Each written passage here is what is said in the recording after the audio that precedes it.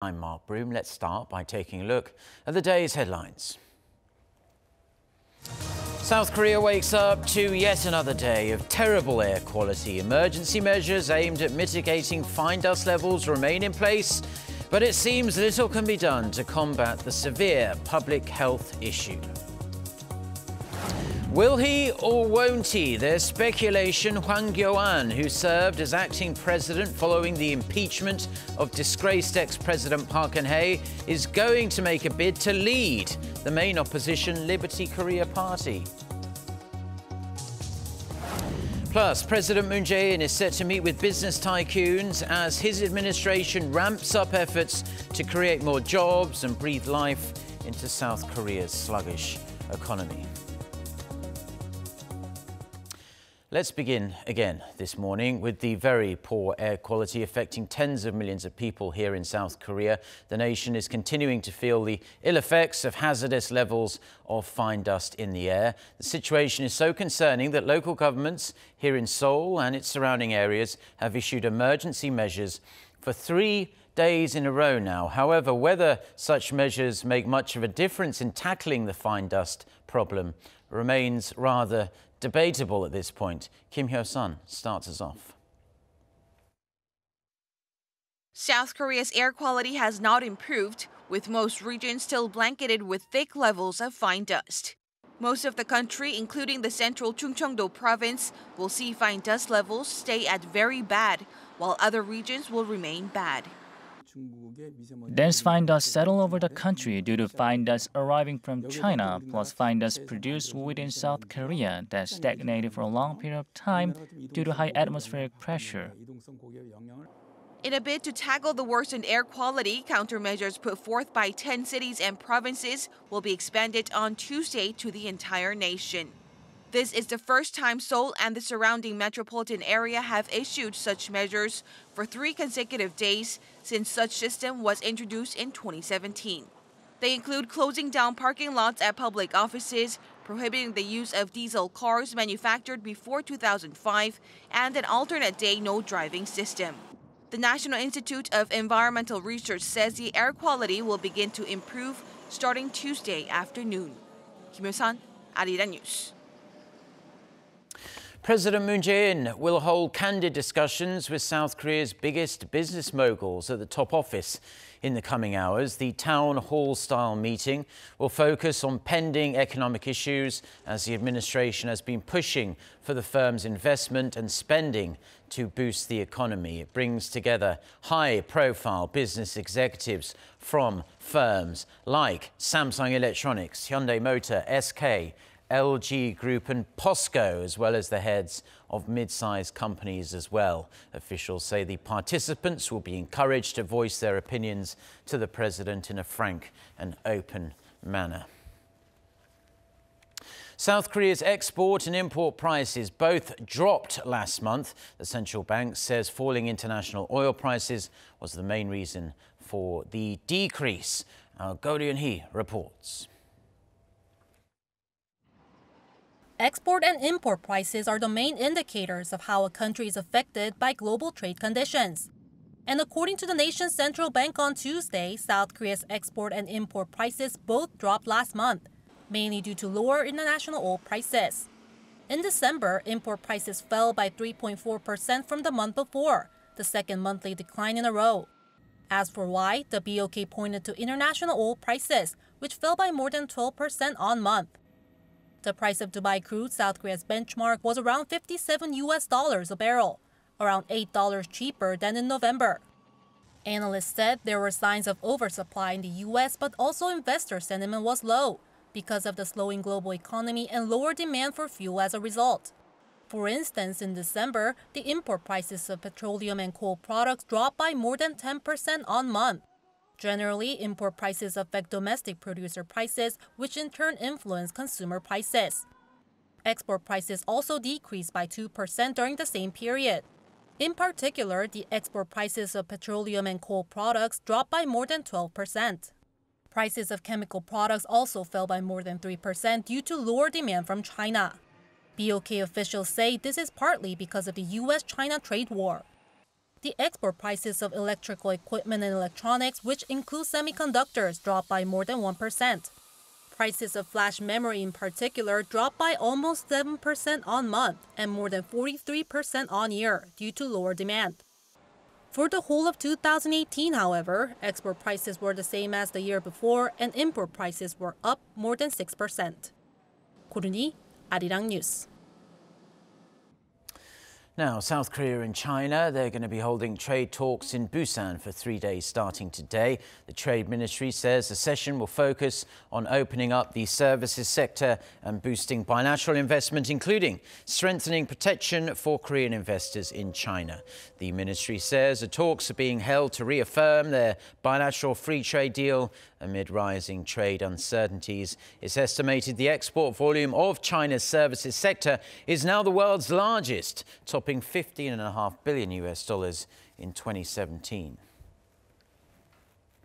Now, with the Detroit Auto Show kicking off on Monday, it did so with the announcement of their annual awards, and it was a big day for Hyundai Motor as the South Korean auto giant scooped 2 of the 3 major awards. The 2019 North American Car of the Year went to Hyundai's luxury brand, namely the Genesis G70, while the Utility of the Year was awarded to the Hyundai Kona.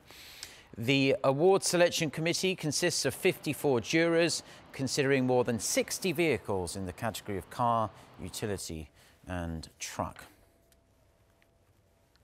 Former Prime Minister and potential presidential candidate Hwang Kyo-ahn has joined the main opposition Liberty Korea party. There's growing speculation Hwang may run for the party's leadership next month, something he will likely make clear during a press conference this morning.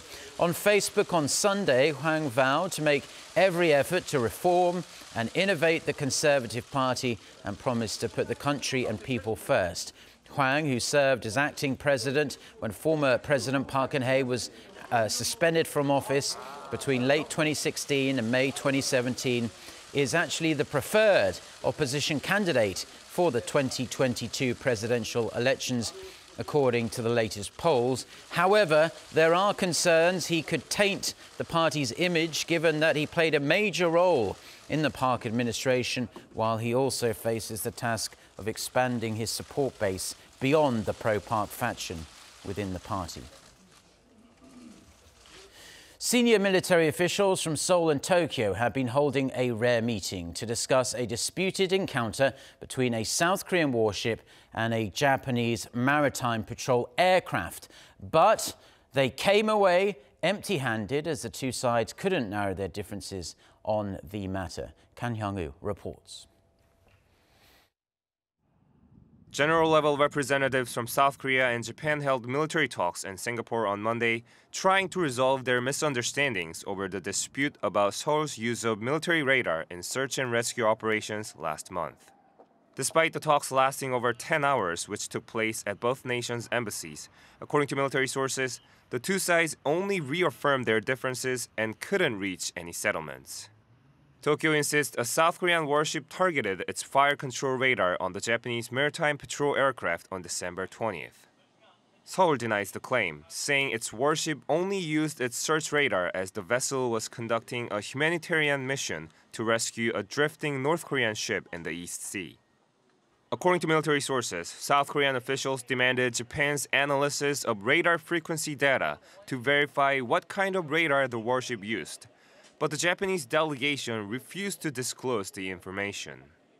In December, South Korea and Japan held a working-level video conference over the issue only to confirm their differences.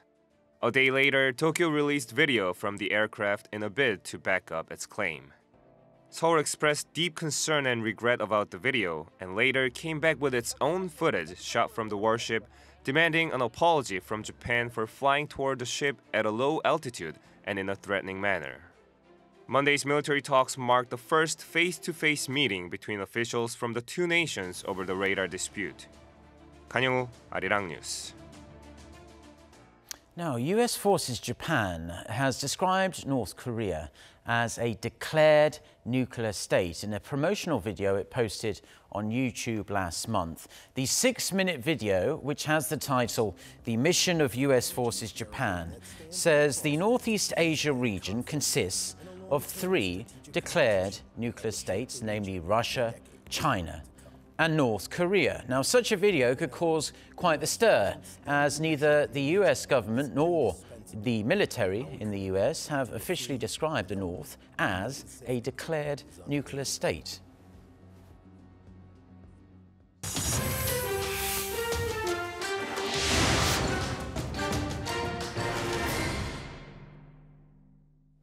British Prime Minister Theresa May has warned Brexit may never happen if lawmakers vote down her divorce deal negotiated with Brussels. For more on this and other news from around the world, let's turn to our No Aram. Aram, there are around 24 hours left to go now until MPs vote on Prime Minister May's contentious Brexit bill. That's right, Mark. The clock is ticking and Mrs May is making a last-ditch effort to win over a parliament that looks almost certainly set to reject her proposed Brexit deal. The Prime Minister and her EU counterparts exchanged letters giving assurances on her withdrawal agreement. The key sticking point is the issue of customs rules along the Irish border after Brexit, namely the Irish backstop, and Mrs May said the letters were legally binding. The letter from President Tusk confirms what I said in the House before Christmas, namely that the assurances in the European Council conclusions have legal standing in the EU.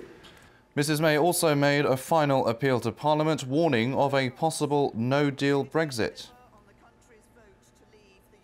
Mr Speaker, with just 74 days until the 29th of March, the consequences of voting against this deal tomorrow are becoming ever clearer. With no deal, we would have no implementation period, no security partnership, no guarantees for UK citizens overseas, and no certainty for businesses and workers like those I met in Stoke this morning. However, the letters and Mrs May's last-ditch plea has done little to change the minds of sceptical MPs. The government is in disarray. It's clear, if the Prime Minister's deal is rejected tomorrow, it's time for a general election. It's time for a new government. The Labour Party and other opposition parties have said they will vote against May's deal on Tuesday. About 100 of May's fellow Conservative MPs are expected to join them.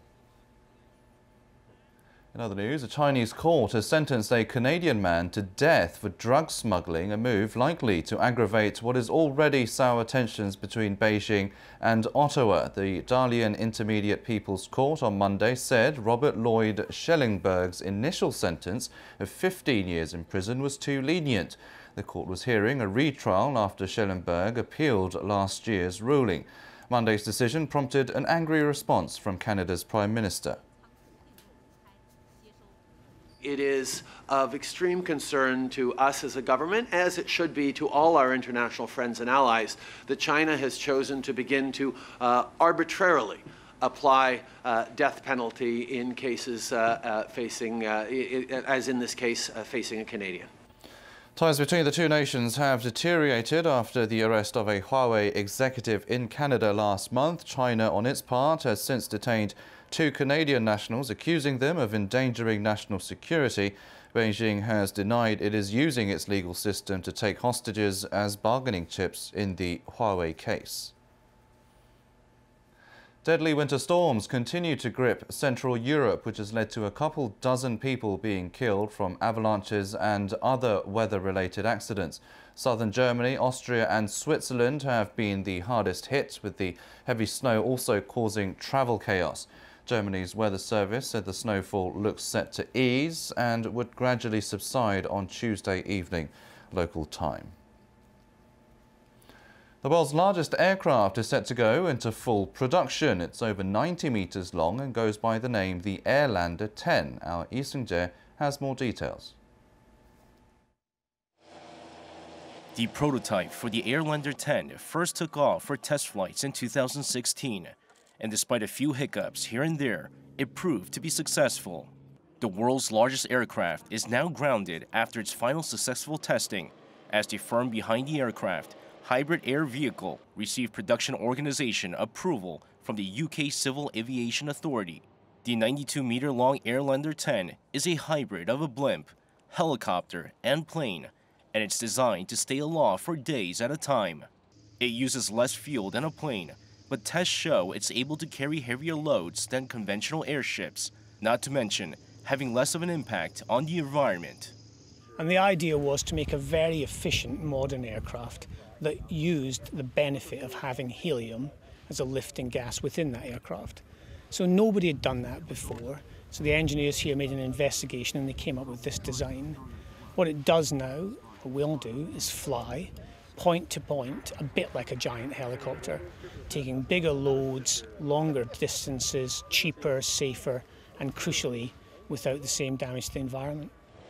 It's hoped the full commercial model will take to the sky sometime in the early 2020s. Lee Seung-jae, Arirang News.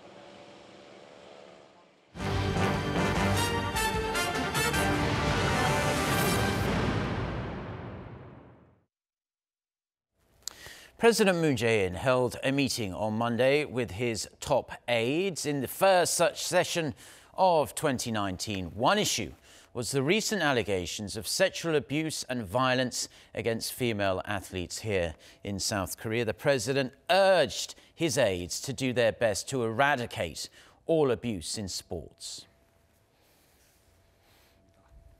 성적 향상을 이유로 또는 국제 대회의 메달을 이유로 어떤 억압과 폭력도 정당화될 수 없다는 점을 다시 한번 강조하고 싶습니다.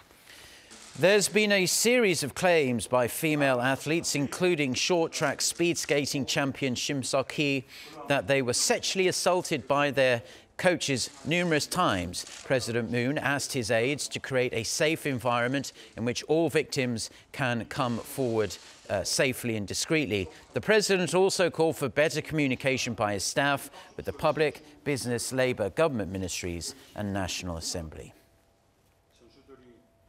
South Korea's population growth has been decreasing year after year after year, unfortunately, with the number of elderly people in the country swelling by the year as well, and the number of babies being born going down. South Korea's average age is higher now than ever before. So Bo-bin with the details. As of end of last year, the average age of South Korea's 50 million residents exceeded 42 for the first time since such statistics were first published. According to the statistics released by the Ministry of Public Administration and Security, population growth fell to just 0.09%, marking the lowest percentage increase since annual population data was first published in 2008. The population growth rate had risen from 0.47% in 2009 to 1.47% in 2010, but since then it has been steadily decreasing, and in 2017 it hit 0.16% before dropping even further last year. Compared to 2017, the number of people in their 40s or younger decreased in 2018, while those in their 50s or older increased.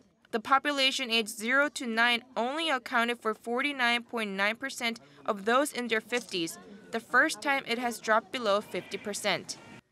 Over 7 million people, or 15% of the total population, were aged 65 or older last year, which is an increase of 290,000 people from the previous year. Seo Bo-bin, Arirang News. It's been almost 5 years since the Sewol-ho ferry sank into waters off Korea's southwestern coast, killing 304 people. After years of heartbreak and an exhausting legal battle, the survivors of the worst maritime disaster in South Korea's history won damages on Monday in a lawsuit against the state and the ferry operator. Kim Mo-kyun reports. On Monday, the Ansan branch of the Suwon District Court held the state and the ferry operator Cheonghaejin Marine responsible for the tragedy in which the Sewol-ho ferry capsized in 2014, killing more than 300 passengers, including many high school students who were on a field trip. The court ordered the ferry operator to pay compensation of some $71,000 to the 20 survivors of the tragedy. Family members of student survivors will receive up to $14,000, and relatives of other survivors will be compensated up to $29,000 depending on their relationship with the survivors. In Monday's ruling, the court acknowledged that the authorities and officials of Cheonghaejin Marine overlooked the rescue operations and their actions caused severe mental suffering for the survivors.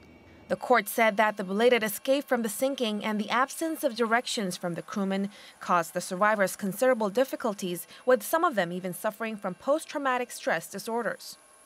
The ruling also held the state responsible for the situation for not providing accurate information about the search and rescue operations after the sinking and for not giving the victims enough psychological and social support.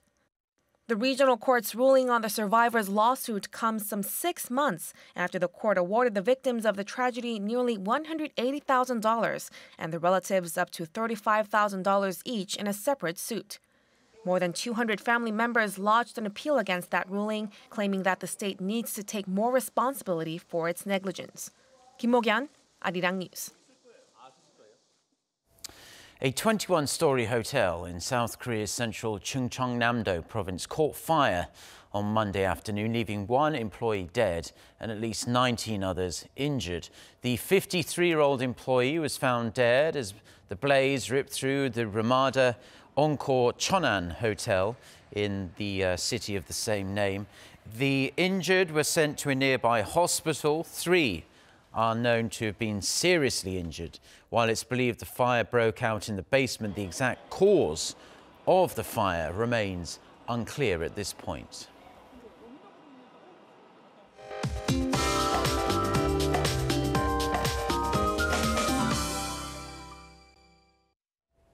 Good morning.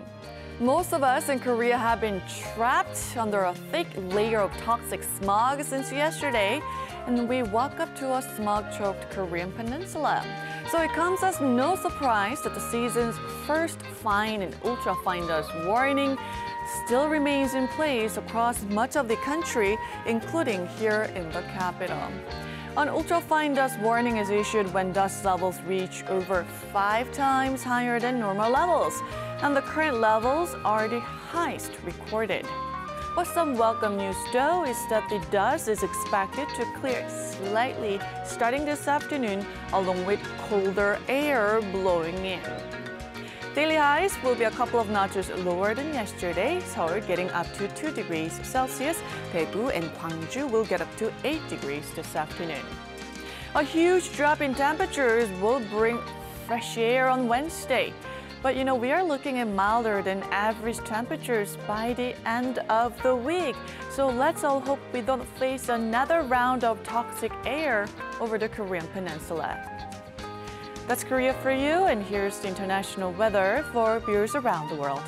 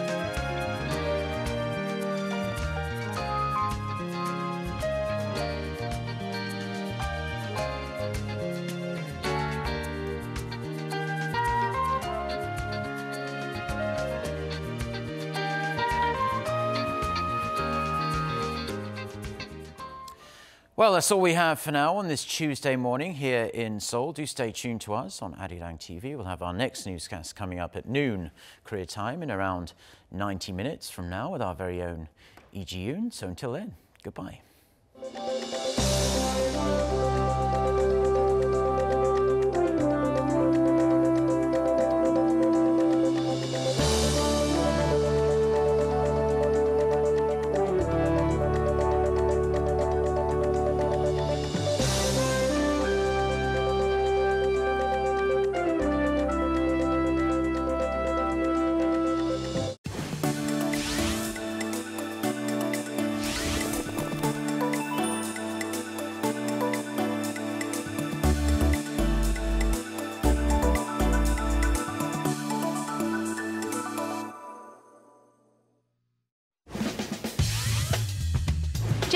monthly highlight. Hospitals, they operate much like a listed. Get all the news happening in and out of Korea. Foreign correspondents bring in different journalists from all over the world to sit down and discuss the most recent issues, while revealing behind stories as well as their own personal opinions regarding the events. From exclusive backstories and more, understand current affairs through the engaging conversations and debates on Foreign Correspondents. Have you heard of Smart Factory? It refers to high digitized and connected production facilities that rely on smart manufacturing. Thought to be the so-called factory of the future, the term was created amidst the strengthening manufacturing capabilities of various countries around the world. Here's your chance to check out the latest achievements based on the Smart Factory project. Smart Biz Accelerators. Hello, Ambassador. Hello, 2018 has been a